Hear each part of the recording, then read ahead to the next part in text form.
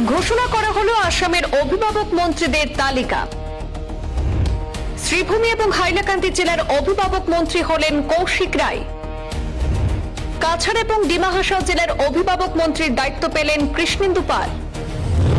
দেখে নিন কোন জেলার দায়িত্বে রয়েছেন কোন মন্ত্রী। মন্ত্রী রামেশ্বর তেলির দায়িত্বে রয়েছে তিনসুকিয়া এবং যোরহাট। মন্ত্রী অতুল বরার দায়িত্বে কামরূপ মেট্রো এবং ধেমাজি। মন্ত্রী চরণ বড়োর দায়িত্বে রয়েছে কোকরাঝাড়, বাক্সা এবং চিরাং। মন্ত্রী অজন্তা নেওগ পেলেন মরিগাঁও এবং কামরূপ জেলার দায়িত্ব। মন্ত্রী অশ্বিনী রায় সরকার পেয়েছেন বঙ্গাইগাঁও এবং বরপেটা জেলার দায়িত্ব।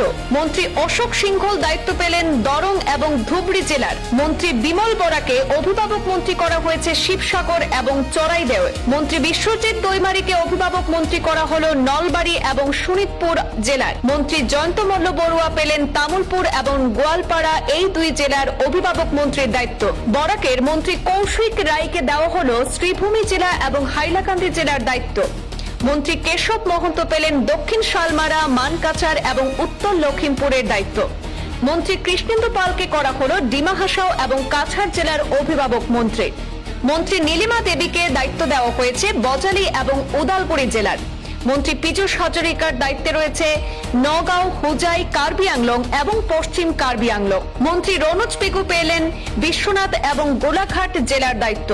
মন্ত্রী সুশান্ত বরগোহাইকে দেওয়া হলো মাজুলি এবং ডিব্রুগড় জেলার অভিভাবক মন্ত্রীর দায়িত্ব।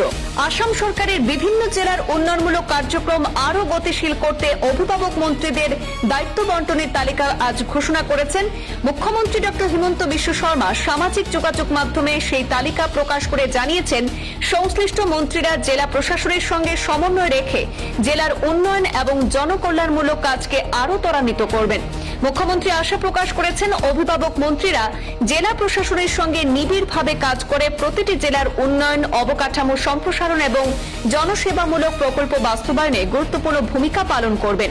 এই দায়িত্ব বন্টনের মাধ্যমে রাজ্যের সামগ্রিক উন্নয়নের গতি আরও বৃদ্ধি পাবে বলে মনে করা হচ্ছে। ব্যুরো রিপোর্ট, পূর্বাঞ্চল প্রতিদিন।